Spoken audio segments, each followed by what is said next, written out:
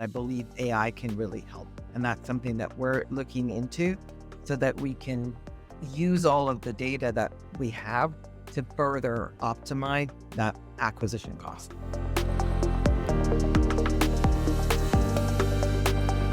Hello, everyone. My name is Amol Nergodkar, and I'm here with my co-host, AJ Peak. Welcome to Healthcare 100, the ultimate playbook for scaling in healthcare. Each week, we sit down with operators and investors and innovators, and with the fastest growing DSOs and MSOs across the country, to unpack really strategies, systems, capital structures that drive growth. And when these conversations, we also end up with asking all of our guests this big $100,000 EBITDA idea that they can implement right away and drive growth. So with that in mind, today's topic is marketing that prints money, attracting the right patients for the right cost. And we have a distinguished panel here, which I've known each of them for a little while now. And I want to start right off the bat with the challenge that we're facing in marketing today, especially in dental marketing. If anybody wants to take that first, what are the biggest and the most important challenges we're facing as an industry in dental marketing, in driving the right patients into our offices? Well, I'd like to think of it more as an opportunity versus the challenge, but I'm going to say sort of the buzzword of 2025 in AI. AI, I think, is a challenge because it's such an opportunity. It could even be its own section, its own podcast, but whether it's automation of optimization of the ad, and I'm talking creatively, spend, mix, adjusting to the dynamic nature of a service business, AI can help. It's whether it's the enhancing of the user experience with chatbot to help the patient engage and preheat before coming in and after, and also too the shifting dynamics of search, which is such an important part of healthcare marketing, making sure that you have the content strategy that can support that shift from Google into the AI large language models. I just think it's a huge opportunity. And for that reason, I think the challenge for me as a marketer is just where should we focus? Ivan, you deal with the same challenges across spectrum of multiple portfolio companies at Varsity. What do you think the biggest challenges you're facing? Kind of speaking from a kind of roll up perspective, roll up of practices perspective, right? I think that the key challenge is number one is to unify the patient experience overall. Given that, as a private equity, we constantly acquire new practices. That basically means that each and every practice that we acquire has, is operating on a different platform, different set of rules, different operating procedures, and so on and so forth. So getting us to a point where we have a cohesive integration into the DSO of these practices, especially when it comes to marketing analytics, ability to understand individual practice performance, along with creating bespoke tactics on a practice level, would be probably the biggest prohibiting factors for why, scaling up may be, somewhat challenged. On top of that, I would agree with Sherianne that the transition to AI is going to be probably slightly painful process because of lack of understanding of what goes into the sort of recipe. If marketers had difficulty understanding the Google's SEO algorithms, well, I'm gonna wish us luck on understanding the AI component of that, right? And just to simplify, right? When you ask ChatGPT or any of the LLM models to, populate an answer for best dentist in the 20-mile radius, it consults at minimum about 30 different sources that may or may not be part and parcel of the decisioning process on what they show up. So in depending on the type of question that the user asks, those 30 sources may be slightly different or quite different depending on their geography, any preconceived knowledge that the LLM model may actually have of the user. So a lot to unpack today. That is a lot. I mean, AI is it's impossible to predict what do we do, and how do we optimize for AI searches. Google just launched that button the other day, which in beta at least, where how do you optimize? How do you create content? Um, Attribution is definitely a big part of all of it. And at Patient Prism, we get asked this question: who gets credit and how do we attribute it? And there's no good answer I can give either on how to perfectly attribute the patient to the right source so that we know what to do more of or what to do less of. How have you? I mean, Sherianne, maybe you start with your background. I followed your work earlier at the largest optometry group in the world. So maybe you can tackle both that attribution question in terms of your background from optometry into dental. I'm Sherianne, and I have been with Heartland for 6 amazing months. And the thing that I enjoy is that it is such a culture-led company and so committed to being provider-led and doctor-led. And I share that coming from where I was before, which was EssilorLuxottica, which is the largest company in the eye care space. So they have some little known brands called Ray-Ban, Oakley, some other brands like Lens Crafters, Pearle Visions, the insurance, iMed, and lenses, transitions lenses, and other lens technology that the consumer doesn't know, but certainly many doctors know. So just a small little company in optometry, but both in the eye care space, more especially on the wholesale side, but definitely the dental space. Attribution is something that I'm obsessed with. I'm a strange marketer in the sense that I started my career as a chemical engineer. I've been in marketing for, well, if I say the years, it'll age me. So I say that to say I'm very not only comfortable with data, I like to use data to make decisions. I think it makes us smarter as marketers. What's very difficult is so much of the patient journey is not trackable. So I'll take two big pain points that we're striving to see if we can solve for. They each with their own stripes.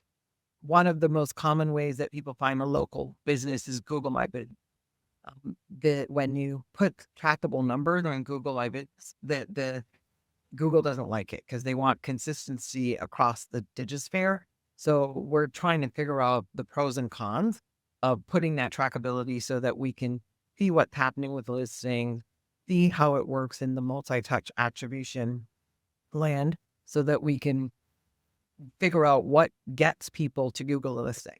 Another big place that people discover their dentist is through their PPO plan. For many complex reasons, having trackability on those is a huge challenge, and perhaps a huge opportunity. So just figuring out how to get single touch, last touch attribution, but ultimately multi-touch attribution so that we can optimize and learn is a big focus of where we are at Heartland. Ivan, you want to start your background and then talk about attribution? Of course, I'm on the same page with Sherianne. 25 business in digital marketing since the outset of Google Ads back in 2003. I've been on the agency side. I've been on the consulting side with McKinsey. Spent years with Cancer Treatment Centers of America as a senior vice president of media management, media analytics, and marketing technology. And for the last 2 years, I've been an operating partner at Varsity Healthcare Partners, focusing on marketing and patient intake.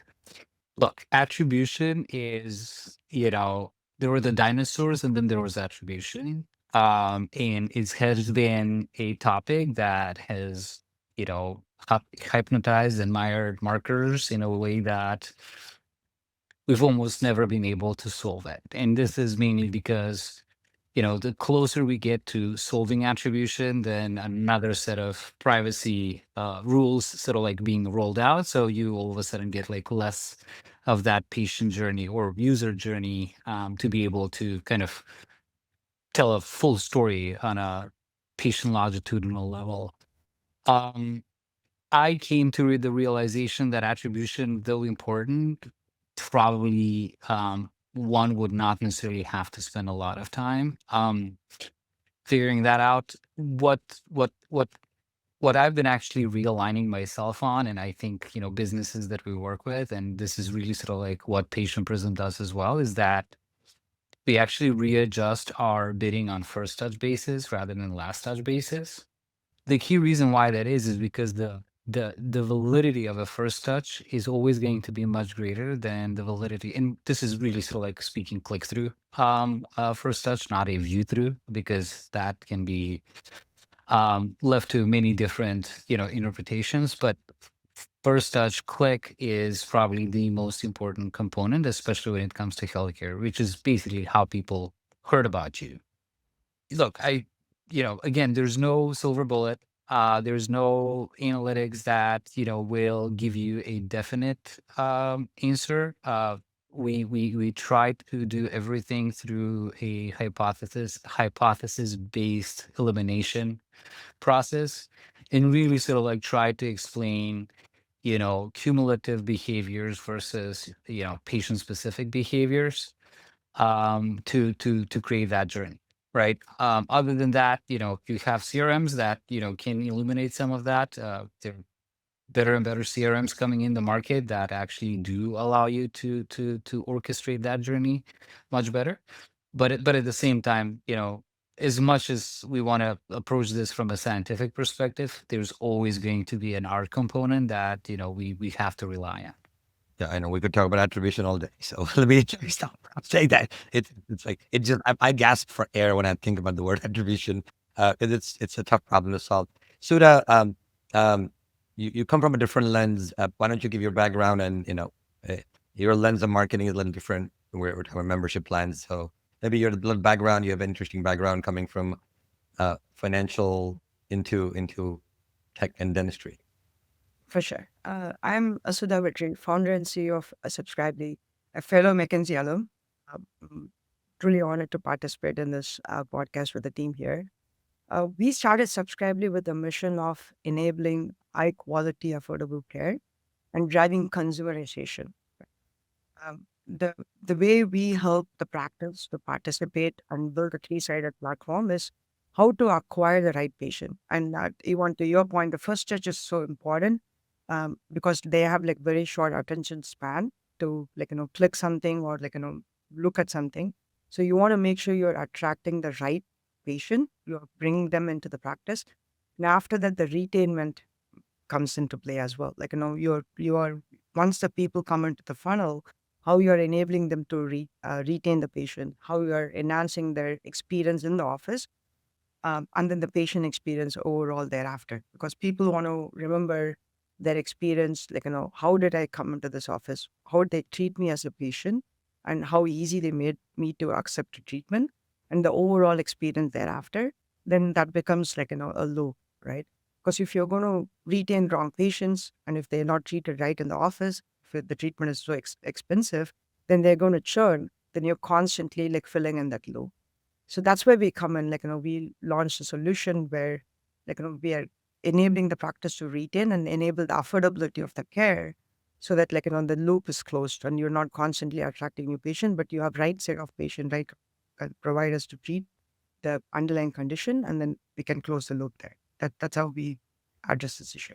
Thank you. We have looks like 3 McKinsey alums on this podcast. So AJ, Ivan, and I did not know that before, but that's interesting. Well, welcome to the McKinsey podcast. I'm from AJ, neither me. I'm not either. So, Sherianne, we're the normal people. These guys are the big shot. All of you come from some pretty sizable organizations or working with bigger organizations. And a lot of our audience, there's over 100 private equity backed dental groups. A lot of the audience has 25, 50 locations and maybe not all the resources that you all have to solve some of these problems. I'm curious, what is the way you're thinking about or would advise if you're on their board just to deal with multi-brand? It's so common now. And I know Heartland's multi-brand, Avana, your portfolio company, multi-brand, Sudha, your clients have multi-brand.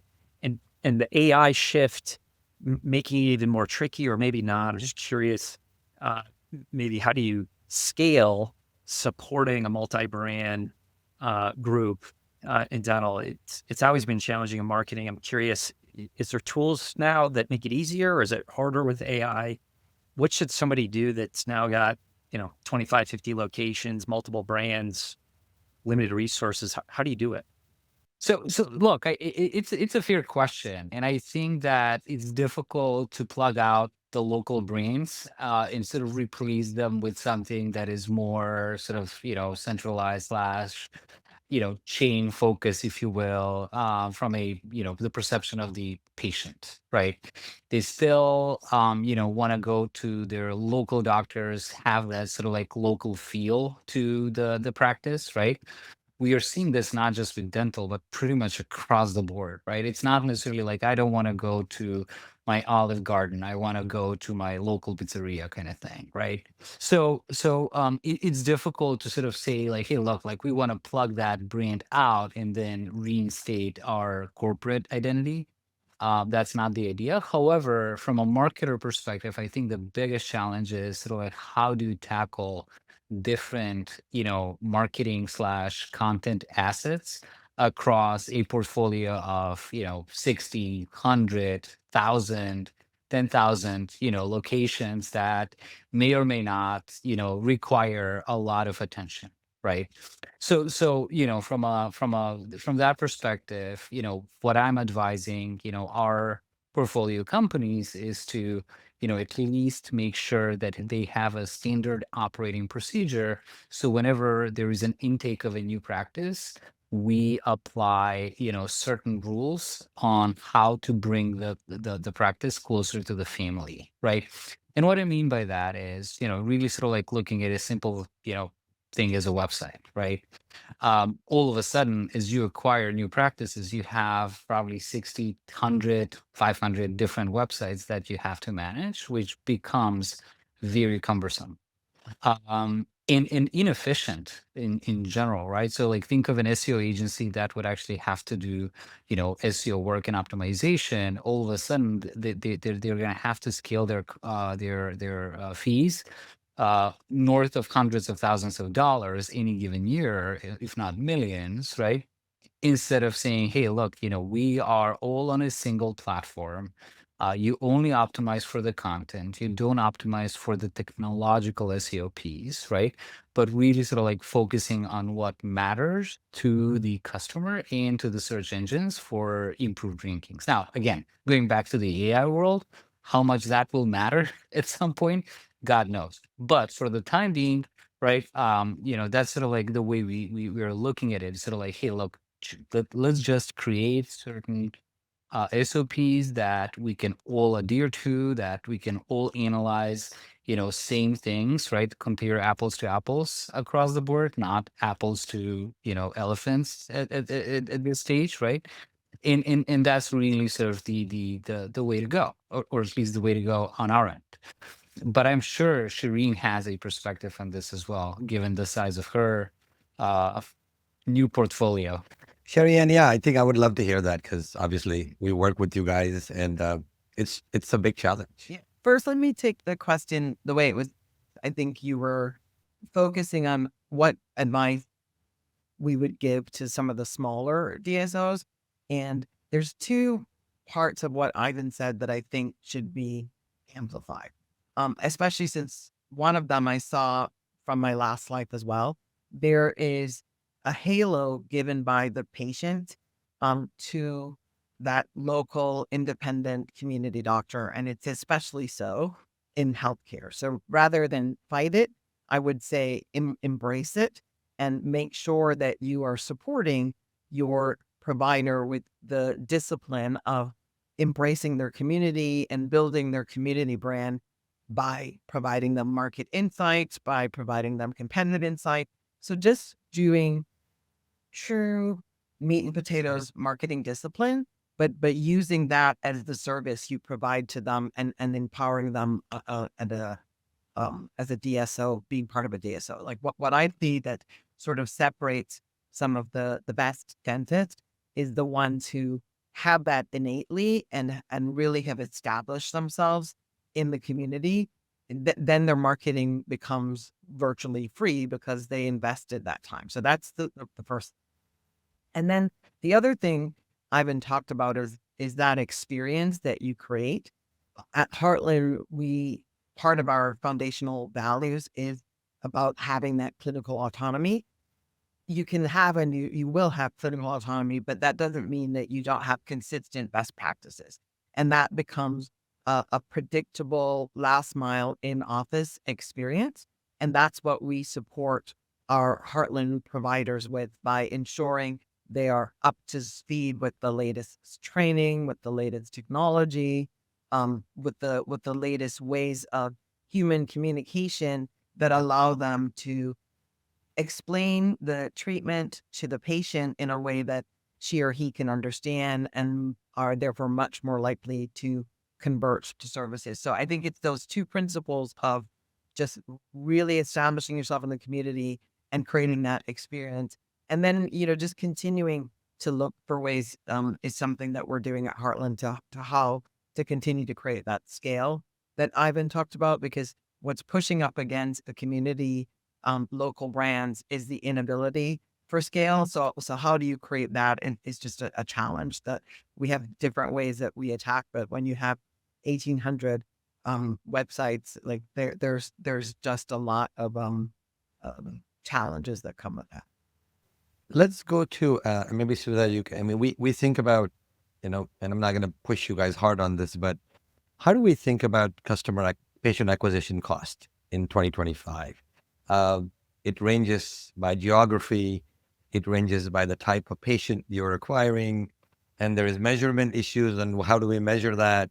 How should, as these, DSOs are scaling their marketing efforts, I just don't see a lot of emphasis on accurately measuring it. And so, what are your thoughts, Sherianne? And then Sudha, I wanted to ask you a separate question in that regard, because your cost is the lowest because it's existing patients, you're requiring them. But from a new patient standpoint, what's your thinking today in terms of patient acquisition costs? How do you really calculate it? And how do you kind of hold the agencies accountable to making sure it's in the right range of what it's supposed to be? So we've been working at Heartland to stitch together our data as much as we can. As I said on the earlier part, many of the touch points in the consumer journey are not stitched together because at least to date they can't be, but where we can, like with our search advertising, with our direct mail, with our social media advertising, we were then able to get it down to a cost per appointment through our data ecosystem. And then what we do is we set targets accordingly, and we try to adjust those based on the capacity as well, or the availability. We don't want to be spending on a practice driving appointments where there's no conversion because they don't have capacity at the time, and that's a very dynamic situation. And that's something that I alluded to in one of my answers earlier that I believe AI can really help with, and that's something that we're looking into so that we can use all of the data that we have to further optimize that acquisition cost. That's great. I know, Ivan, you talked about capacity a lot, and I know how are you figuring this out? Capacity is a very tricky metric. And you could, measure capacity with schedule utilization. You could measure capacity with days from one stage of the funnel to another stage of the funnel, mean values, average values, whatever else you may have. There's no clear cut, right? It's really sort of like picking up signals, and signals usually are enough, as Sherianne said. That sorry, Ivan, same thing with me. But nonetheless, the signals are really sort of like the feeders of the marketing business today. You don't necessarily need to have exactly accurate data in order for you to be able to do a better job controlling your cost of acquisition, right? So we have a signal on a single practice that, hey, look, appointment days from appointment to procedure are increasing. Therefore, we should start being less or spending less on that practice. So be it, right? Usually you will test, or the marketing team will test which metric actually carries more value and which metric should be more weighted towards a end outcome. The challenge again is it was mentioned already, is to sort of like, how do you calculate your cost of acquisition, and do you actually get to an ROI model that you can actually support, right? And I think the getting everything down to an ROI is always going to be challenging, specifically in dental, mainly because you have general dentistry, you have ortho, you have LM4, you have perio, and so on and so forth. Each of these procedures have different average order value, if you will, or revenue per visit. And really sort of like unpacking that and getting it to a more scientific ROI calculation is always going to be a bit of a challenge, right? Now, this can be solved primarily if you have a congruent integration from upstream, thinking of media, Google ads, Facebook or media, meta ads, and so on. Sort of like spend data, click data, and so on and so forth, down to patient Prism data in your case, which would be like, hey, look, this many people called, this many people turned into an appointment. This is how long it's going to take them to get from one stage to another. This is how what is their cancellation / no-show behavior. And then finally getting to the ROI is going to be the core. If you do have a good daisy chain of solutions that actually do have a large two-way exchange of data, and believe me, some specialties, yeah, like ortho or even plastics, they could actually achieve that quite easy, because there's no in-between pair in some cases that would actually muddy the waters. But when you do have a pair, then the ROI calculation even becomes more sophisticated, depending on what kind of deals given practice / DSO has with certain pairs. I don't think I talked to a CEO founder these days without, complaining challenges on capacity, which is just, we can't find enough hygienists, can't find enough, providers, etc. And most of these groups have maybe one marketer. What would be their answer to these, these CEOs, to their marketing teams? You've got one, not 25, 50 locations, and a lot of times a third of their locations are capacity constraints. I mean, they're booking out 2, 3, 4 months. Is there anything tactically, like tools that exist, anything that they could do? Because when I talk to them, they're all kind of spending marketing dollars like peanut butter today.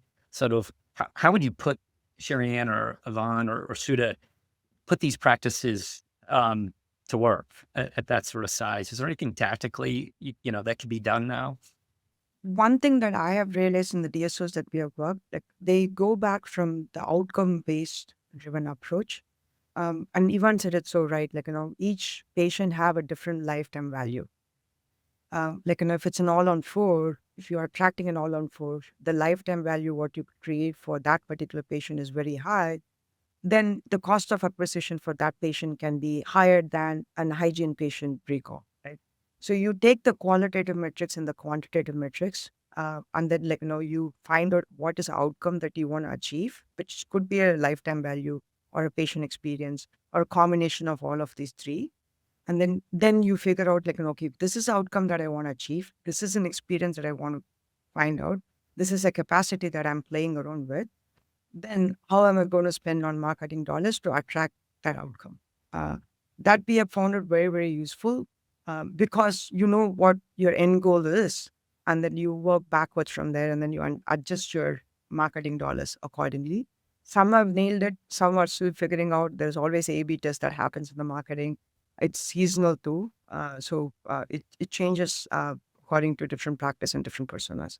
And I think to build off of what was said, it's very different if you're doing bread and butter dentistry versus specialty dentistry. So a general piece of advice that I would also give to the smaller DSOs is just go where the patient value is very obvious. So a case in point is Medicare Advantage patients.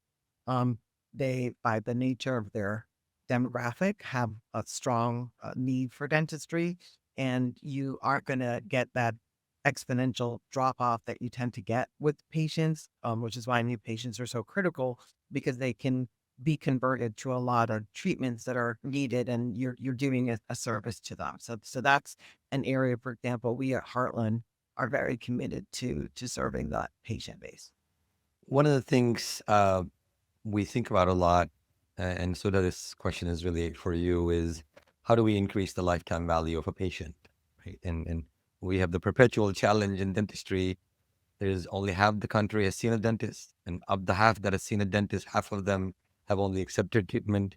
So there's all this white space, right? And you talked about, oh, we need to do a better job of retaining patients, and there is a challenge with that. That's also combined with capacity, and people just leave the dentist. So one of the things we want to do is squeeze the most amount of revenue, and not in terms of I don't mean to sound capitalist here, but we need to get more people to accept treatment that's already presented and get people that cycle to be, increasing the value per customer. And so tell me what you're thinking around this membership plan is as a mechanism to increase lifetime value of existing patients that are already there, and how do you market to them using a membership plan, a subscription plan, to get them to come in and then hopefully do more work. Yeah, I mean, there are two ways to address that issue. One, um, the operating cost has to be met for the operators to relieve the pressure of, oh, should I be selling something when they sit in the chair,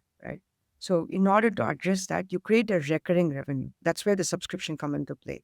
When you try to bring in a patient, try to present the underlying case and put them in a subscription plan, that creates a recurring revenue for the practice. So rain or shine, they are going to get that money. So that relieves the model, to set the foundation of what the lifetime value would look like for a given patient, because they've entered into this loop. And thereafter, what you do is now as the patient has accepted the subscription, then how do you improve the loyalty or the experience of the patient so they don't feel like they have been sold something? They feel like they're working with the provider to achieve the healthy outcome, what they're looking to achieve, and eventually have a healthier life. And there's a lot of topic about how this oral health is connecting to overall health. So it becomes, when you switch the narration to their health and their affordability, and then creating a recurring revenue for the practice, then everything becomes easier, right? So that's where the subscription or the recurring revenue model comes into play, to optimize their operating cost to serve the same patient, and then you stabilize the lifetime value of the patient. It's something that I know, Sherianne, you've been thinking about that a lot, about optimizing LTV across the patient base, because there's two ways for us to bring money in. We can spend money to acquire new, but there's all this treatment there. What are some current thoughts, being in Heartland for 6 months, around just increasing that LTV? So I think Harlan supported doctors, as I talked about earlier, have an incredible experience in the four walls that really helps with treatment conversion, where we are looking to further support from the marketing organization is in that customer journey from unconverted treatment. Because not everyone leaves, taking their treatment plan and scheduling an appointment. And so that's an area that we're really exploring to tap into that lifetime value, so that we're not as dependent on acquiring those new patients all the time. The new patients will always be critical. I'm not saying that they won't. I just think that there's a lot of treatment that's very valid, and helping and learning what are the communication messages that can be sent. So, for example, we've seen great success by offering patient financing as a solution to after, if they haven't converted, to help them convert. So certainly, that moment of truth when they're in the practice is the best moment to convert them right there on the spot. But we've seen if we've lost them and we haven't been successful there, that if we communicate with them after through offering financing as a solution, we've been able to get them to come back and do some of the more expensive treatment. So that's an area I think we've just begun to scratch the surface on, and doing that in a multi-touch way, whether it's email, text, phone, just finding out the right cadence to communicate that. And then also, like I said, the right healthcare message. Because for me, what I love about healthcare marketing is I don't see, and Heartland, our providers are very committed to the overall health of their patients. So it's not about selling them for the sake of it. It's about making sure that they have a healthy mouth, and in doing so have a healthy body. One word for you: Botox. I'm I'm kidding. No, I agree with and concur with all that was said. I also think that it is very important for DSOs to be able to create a not non-judging environment for the patients, because when you do create that, I think that the pickup on the patient side is much more improved than sort of like having a doctor instead of saying like, hey, look, what did you do with your mouth? And now we have to do this, and there's no other way of treating this. And you're basically saying to the patient, like, hey, look, you came in the wrong place, right? So I do believe that there is a lot to be said about bedside manners in a way, as well as creating that sort of like safe space for patients to be able to entrust the dentist with their teeth, with their oral health, and be able to really entrust them with much uh, larger procedures that would actually improve their oral health overall. Are membership plans driving more repeat visits? What's the data on that? So, are they driving more repeat visitors compared to what they used to do? Are you improving reappointment rates? Are you improving perio maintenance rates? Are you improving? Is there data on that you've seen that membership plans are driving across your network? I mean, the data, what we have, that what we have seen thus far is a membership patient spends 2.5 times more than the cash patients and 25% more than the PPO patient, especially the one who have actually subscribed to a comprehensive care plan. Because like Sherianne said, they want to feel that they're getting value out of sitting in a chair, and they don't want to be sold on something for the heck of selling, right? So when the baseline foundation is set up and they're not being sold every time, then they're like, okay, they're really telling me something because there is a need in my mouth that has to be taken care. So treatment acceptance rate has gone up. And because there is a repeat visits have been baked in as part of the subscription, the recall rate has gone up, and they tend to come to the practice 3 times in a given year instead of 2 times. They've accepted more treatment. Their revenue and the reviews that we have got from even a membership patient has gone up as well. So that's the data what we have seen thus far across all the DSOs that we have served. That's some serious data right there. Wow. You know, Okay. Wonderful. We always like to ask on the show kind of the 100K idea. And could be a $500,000 of revenues or $100,000 of EBITDA in the next 6 months. You got a smaller group, 25, 50 locations, money, 25, 50 million. What's 1 or 2 or 3 things they could do in 6 months? So you really got to get tactical here to drive impact in the sort of marketing arena. So maybe we'll start with Sudha and work our way around. What we have seen is creating that 3-sided marketplace, right? Like Sherianne said, attracting the right patients is very important. And you have to attract the right payer mix as well. The right payer mix could be the employer in itself, or you contract directly with the employer and then serve the employer base and deriving that value-based care, saying, hey, you pay me X amount of dollars to take care of your employee's mouth, and I would make sure they have a healthy outcome to begin with. That's one way to go about it. The other one is reiterating the value, what they have received from the care, what they have got from the practice back to the patient, and then enhancing that experience. If we can address these 3 and create a 3-sided marketplace, I think that's the consumerization in a nutshell, right? You put the patient in the chair, they have the right to receive the treatment, receive the price transparency, create the affordability whether it's a payer who's the employer or like the patient themselves, they get that value out of the care what they receive. Then you can actually make that 100K or $100 million return on that. I would say orchestration of patient journey with a high quality CRM could actually bring huge dividends back to the practice and the DSO. CRMs have been notoriously difficult to set up, make them bespoke to an organization.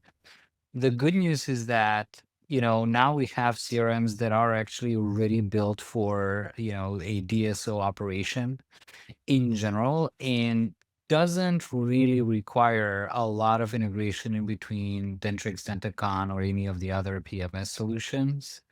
I'm not going to mention names because I'm not here to promote any product or whatsoever, but there are products out there that can bring a lot of value and not at a high price.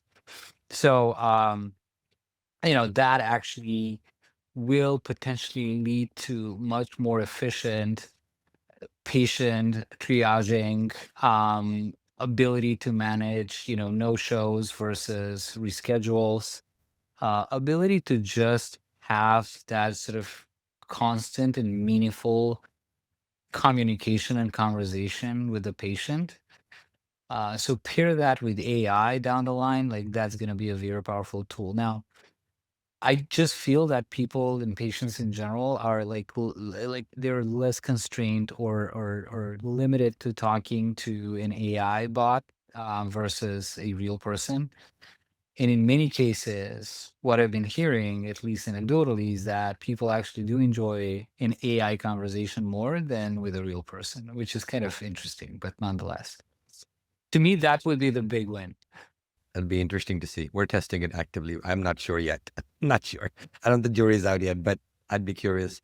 Sherianne, big ideas for these groups. Well, you said two big ones, and I'm particularly very aligned in that patient journey opportunity because of as whether 40%, 50%, a large amount of treatment is not being converted, and I think it just takes a longer conversation with the patient to help them understand, and through a continual learning that CRM does, just understanding what their barrier is and what's going to convert them. So I just wanted to encourage all your listeners to make sure they're standing up their own journeys, but then to just be additive.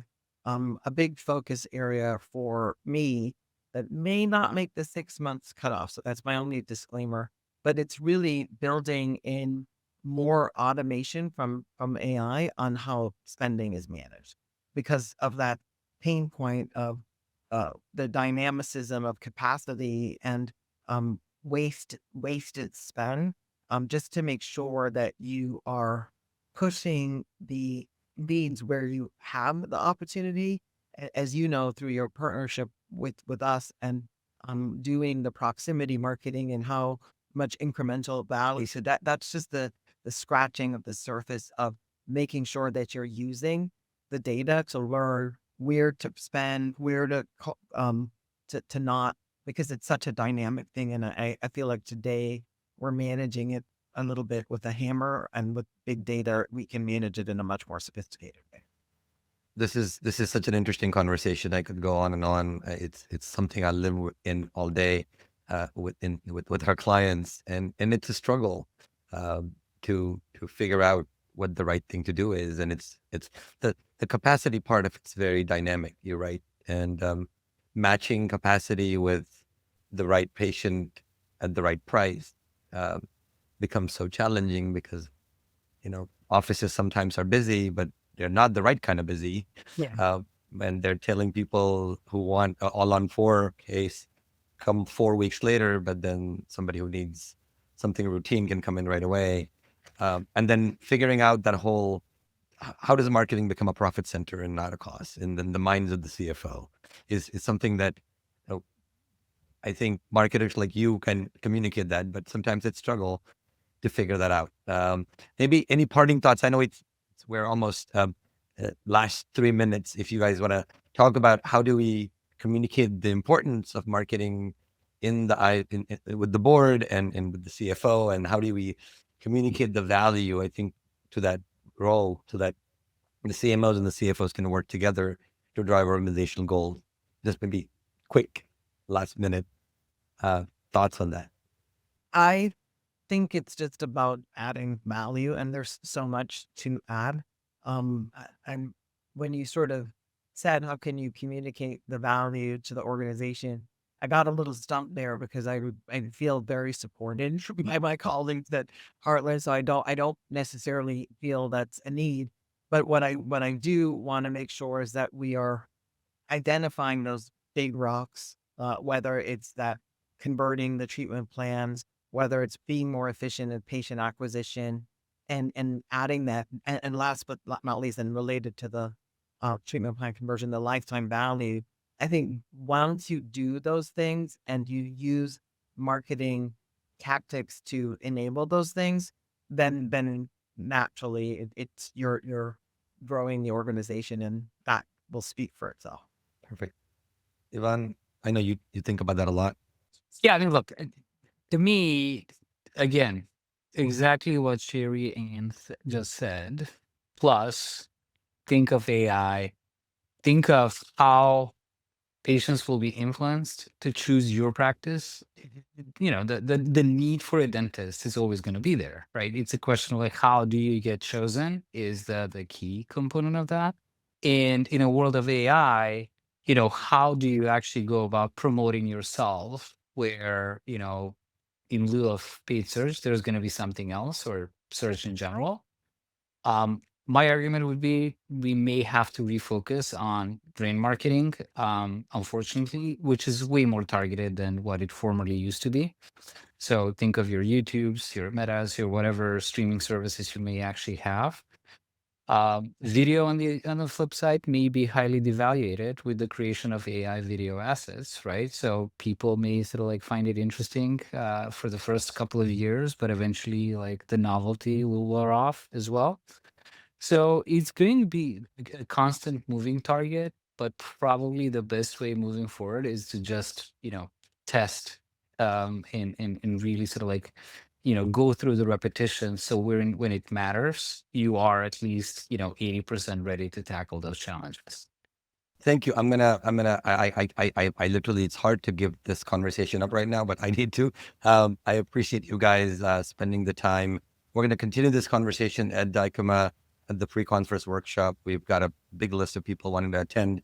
And part of the audience is the smaller groups who don't have the sophistication and maturity. They're trying to build their marketing organization and trying to convince, man, here's what marketing is going to drive. And I think this discussion is just incredible to start that dialogue and hopefully create this playbook we're going to give to these guys on how to build marketing for 2025 and beyond.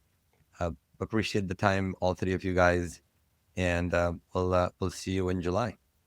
Thank you so much.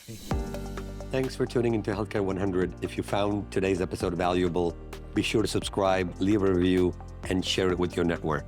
For more insights, resources, and episodes, head on over to healthcare100podcast.com. Until next time, keep scaling smarter. You've got the playbook. Now go build the future of healthcare.